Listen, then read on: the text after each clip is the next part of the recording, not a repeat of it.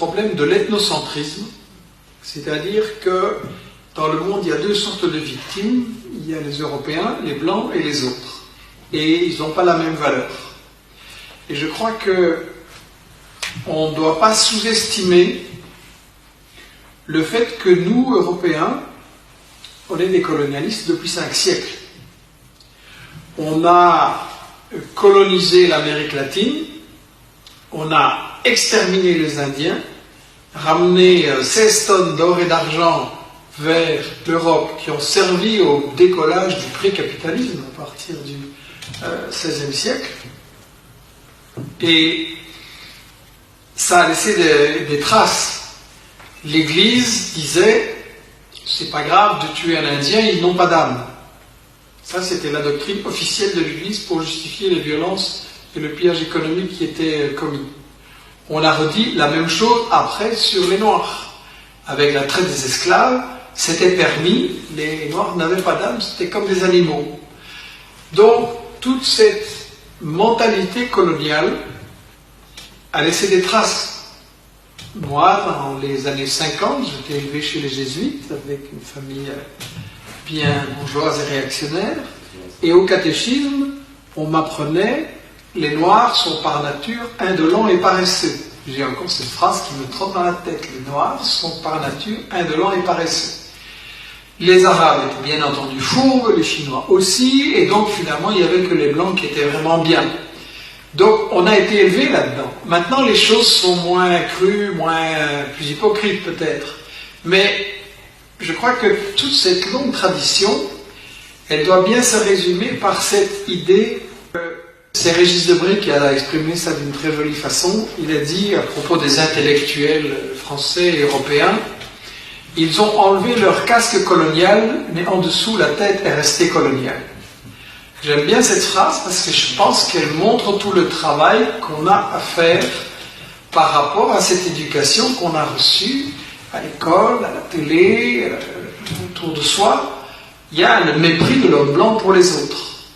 Il y a des gens, y compris des gens qui se disent de gauche et progressistes, mais qui trouvent toujours de bonnes raisons pour les guerres de la France. Alors ça doit être dit clairement, parce que c'est une divergence que j'ai avec eux, et qu'ils refusent de débattre publiquement. On préfère me coller des étiquettes dans le dos, comploteur, antisémite, conspi, extrême droite éventuellement, vous avez pu entendre ce que j'ai dit, et voir si c'est de l'extrême droite. Et donc, je crois qu'il y a quelque chose qui doit être dit clairement.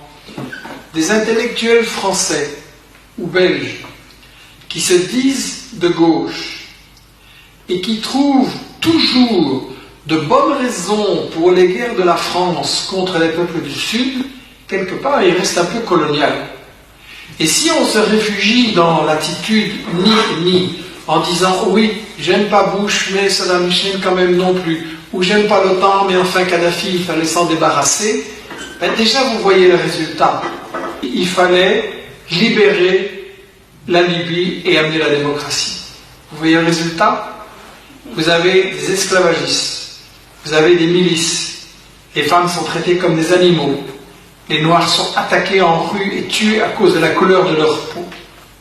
Alors le fait que, avec Sarkozy, il y avait BHL, mais il y avait aussi une série d'intellectuels de gauche, et parfois très réputés, qui ont dit que c'était une bonne guerre pour la démocratie, mais regardez les résultats.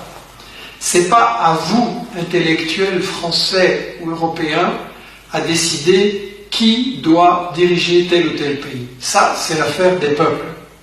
C'est l'affaire des peuples, c'est à eux de décider s'ils veulent changer de dirigeants et lesquels ils veulent mettre à leur place et dans quel système social et politique ils veulent vivre. La révolution, ça ne s'exporte pas. On ne fait pas des guerres humanitaires pour libérer des peuples malgré eux. On a aussi prétendu qu'on faisait la guerre pour libérer les femmes arabes. Mais regardez le résultat d'Afghanistan, regardez le résultat en Irak, regardez qu'est-ce que ça a apporté, les régimes qu'on a mis là-bas. Il serait quand même temps que des intellectuels qui se disent de gauche en France et en Europe ouvrent les yeux sur la catastrophe que les guerres humanitaire ont apporté en Irak, en Yougoslavie, en Libye, en Syrie, en Afghanistan, et il faudrait cesser d'exporter la démocratie occidentale. C'est une démocratie d'esclavagistes, c'est une démocratie qui ne fonctionne pas, c'est une fausse démocratie. En réalité, c'est une démocratie qui est basée sur le pillage des ressources, des matières premières fondamentales. Et on nous dit, oui, mais il y a un dictateur, là, il faut le remplacer. Ce serait très bien si on remplace un dictateur par un plus démocrate. Mais si c'est pour remplacer un dictateur qui nous résiste par un dictateur qui est à genoux, quel est l'avantage pour les populations? Et de toute façon, le problème n'est pas dans la démocratie, parce que les États-Unis ont renversé Patrice Lumumba, Premier ministre congolais élu, qui était en train de libérer son peuple, et l'ont remplacé par le dictateur Mobutu, avec une dictature sanglante et des milliards de fortune à la fin. Les États-Unis, avec la complicité de l'Europe et de la France, ont renversé Allende, président élu au Chili, pour le remplacer par Pinochet. Vraiment rompre avec cette idée que nous sommes chargés d'apporter la démocratie et le bien-être au peuple. Le gouvernement des États-Unis, le gouvernement de la France, etc., ne sont pas la solution des problèmes, ils en sont la cause. Déjà parce que la misère qui a été installée là-bas, c'est la misère provoquée par nos multinationales qui empêchent ces peuples de disposer de leurs richesses.